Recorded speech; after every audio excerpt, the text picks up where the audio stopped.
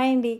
మనకు పచ్చళ్ళు అంటే ఆవకాయ, నిమ్మకాయ, లేదంటే చికెన్ పచ్చడి, ఇక టెంపుల్ స్టైల్ పులిహోర అంటే చింతపండు పులిహోర కమ్మటి సువాసనతో రావాలంటే దాంట్లో మనం కలిపేది ఆవ మెంతి పొడి, అంతే కదా. మరి ఈ ఆవ మెంతి పొడి మనకు ఏ రేషియోలో కలుపుకుంటే పర్ఫెక్ట్గా ఉంటుందో చూద్దాం.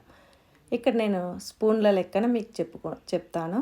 2 టీ స్పూన్ల ఆవాలు, 1 టీ స్పూన్ మెంతులు, 1.5 టీ స్పూన్ జీలకర్ర వేసి అన్నీ మనం లో టు మీడియం ఫ్లేమ్లో డ్రై రోస్ట్ చేసుకొని ఇలా పౌడర్గా చేసుకొని ఎయిర్ టైట్ కంటైనర్ అంటే గ్లాస్ బాటిల్ కానీ లేదంటే ఏదైనా టైట్గా ఉన్న వాటిలో మనం స్టీల్ బాక్స్లో కానీ పెట్టుకుంటే మనకు ఎప్పుడు అవసరమైతే అప్పుడు మనము అవసరాన్ని బట్టి వేసుకోవచ్చు. ఇక నేను మొదట ఇప్పుడు మీకు బోన్లెస్ చికెన్ పికెల్లో కలుపుతున్నా.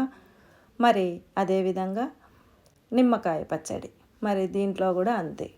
మనకు ఇలా ఊరిన నిమ్మకాయ ముక్కలకి పోపు వేసుకొని పోపులో కారం పొడి, తగినంత ఉప్పు, చివరిగా ఈ ఆవ మెంతి పొడి వేసుకుంటే కమ్మటి సువాసనతో ఎంతో రుచిగా ఉండే పచ్చడి తయారవుతుంది.